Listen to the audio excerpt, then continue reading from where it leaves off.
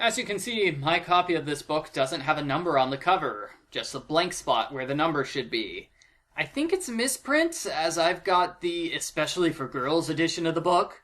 Or maybe they knew this was the second to last book in the series, so their carrying was limited. Argo Funk Book Review, Argo Funk Book Review. Samantha's parents tell her that she needs a new activity so she can get into college. I don't know what her old activity was, to be honest. If you ignore boyfriend drama, Samantha doesn't do much besides order room service and talk with a southern accent. A rich alumni died recently, and they donated a ton of video equipment to River Heights High. Enough video equipment that the school can now produce a weekly TV show. There's an open call for volunteers. Samantha decides this is the perfect opportunity to snag a hot boyfriend and get her parents off her back. She decides to try out for wardrobe and makeup, while Brittany decides she's going to try out for the role of female host. Our main character today is Teresa D'Amato, better known as Terry. She's friends with Karen and Ellen. The girls have lunch together, they talk about the TV show and their boyfriends. Terry is too embarrassed to say anything because she's never had a boyfriend. She's never even been kissed. The problem is that she blanks out whenever she tries to attract someone. My high school self knows your pain, Terry. The producers of the TV show are Dee Dee Smith and Robbie Bodine. Robbie is an energetic video nerd. He and Dee Dee immediately butt heads over what the TV show should be like. Dee Dee wants a professional news show, while Robbie wants flashy music videos. I'm 90% sure the high school won't let you interrupt class to show music videos to everyone, but Robbie seems to disagree. The two producers argue over the style and name of the show. Everybody votes, and they decide on the name Fast Takes. A hot guy named Dylan Tager is signing up for the male host.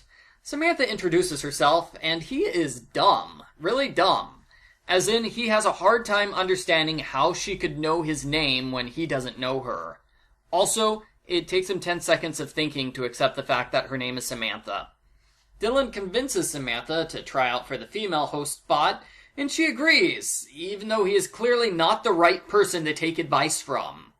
Karen and Ben ask Terry to join their double date. She feels bad about being a third wheel again. On the spur of the moment, Terry says she already has a date with, Mickey Mouse. Karen is so happy to hear that Terry has her first boyfriend. The next day, the girls grill her for details about her mystery man. Terry makes up a bunch of stuff, like his name is Mickey Shaw, and nobody knows him because he goes to a different high school.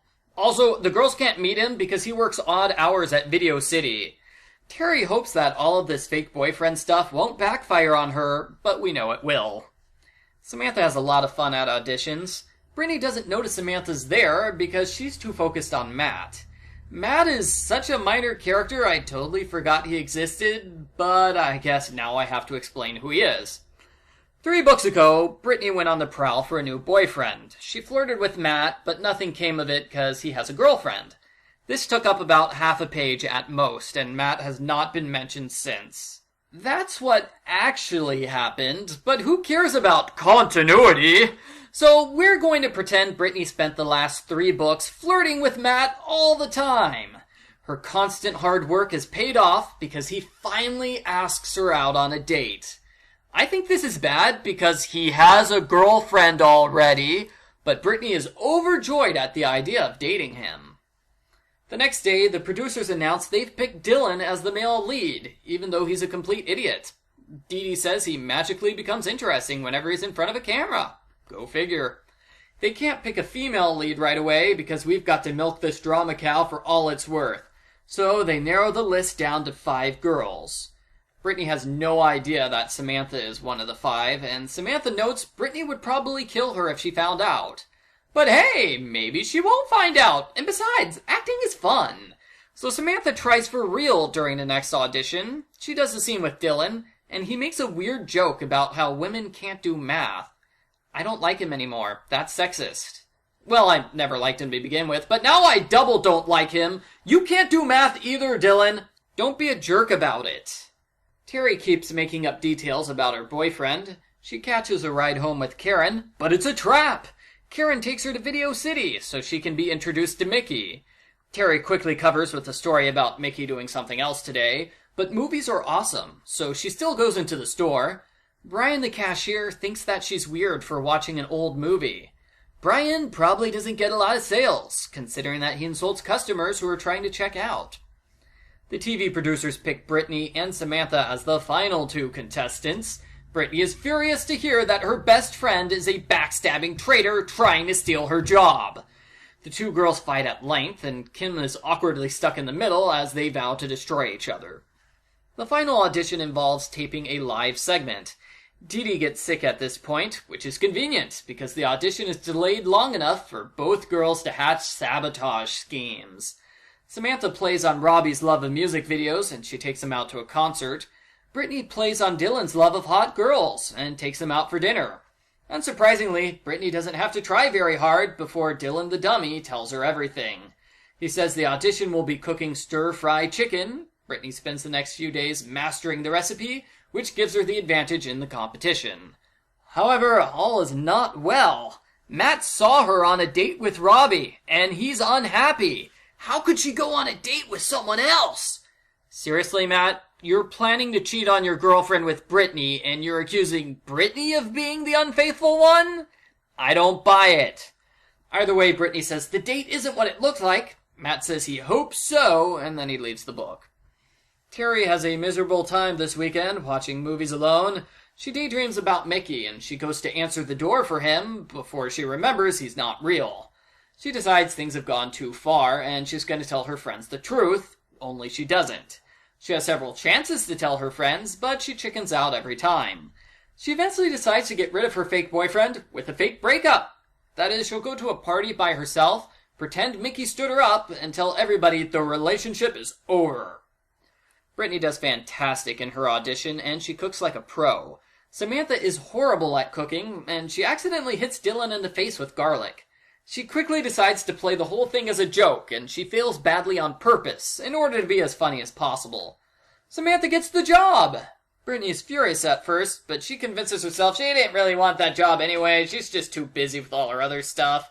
She congratulates Samantha, and the book goes out of its way to warn us Brittany is plotting major revenge. Or not.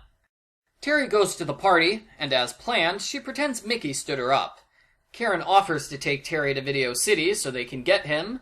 Terry agrees with this plan for some reason, so now she's at Video City while Karen's watching through the window.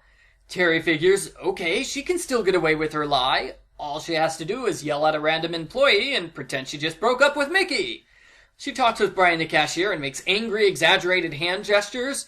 Brian mistakes this for flirting, and he asks her out on a date.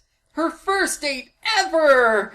Now she doesn't need a fake boyfriend anymore! She leaves the store, ready to tell Karen the truth, and the end. Post-book follow-up. Is it just me, or is that an abrupt ending? It's good that Terry has a potential boyfriend now, but that doesn't affect the fact that she's been lying to her friends for weeks, and Karen is waiting in the car for her and Mickey. The entire book has been building up to this big liar reveal scene. Why cut off right before Terry tells her friends the truth? The next book is going to backpedal on the ending. It will say that Terry made a quick excuse, and the big revelation gets delayed for a few more chapters. Really, she should have confessed the truth, and we could have ended the story there. We have the truth, we have a potential boyfriend, it's a good ending, it would work. Instead, we stretch out the story a bit for some reason. I didn't like Terry's story. I saw the same fake boyfriend story in Sweet Valley High 17, Love Letters. I think the problem is that Terry is not set up in advance as a sympathetic character, so she comes across as a girl who lies constantly and is kind of mean to her friends. She has a series of opportunities to confess the truth, but every single time she doubles down on her lies. It didn't appeal to me, and so I didn't really like Terry's character and didn't like her story. I preferred the story of Samantha and Brittany. Two best friends turned into bitter rivals trying to destroy each other through trickery. That's a good plot, and I especially like seeing Kim playing peacemaker between them. But I didn't like the resolution to the story, because there was no resolution. The story builds up a lot of tension, only to have Brittany just give up on her anger as soon as Samantha gets the job. Maybe the plan was to continue the story in another book, only that never happened, because next book is last book. Or maybe, because next book is last book, the editor just didn't care, and so they just let big problems like none of the stories getting resolved go under the radar. Another storyline that was kind of dropped is Karen and Emily. 2 or 3 times, Karen mentions her insecurities about Emily. She's jealous that Emily's writing for the TV show. She's unhappy that Ben invited Emily to the party. That sounds like foreshadowing for a non-existent book. Overall, I didn't think much of this book. I didn't like the Terry storyline or the new characters introduced for the video storyline. Samantha and Brittany's fight was good, but it went nowhere, and that sort of makes it not so good. I give River Heights number 15, Friends and Rivals, a 3 out of 10.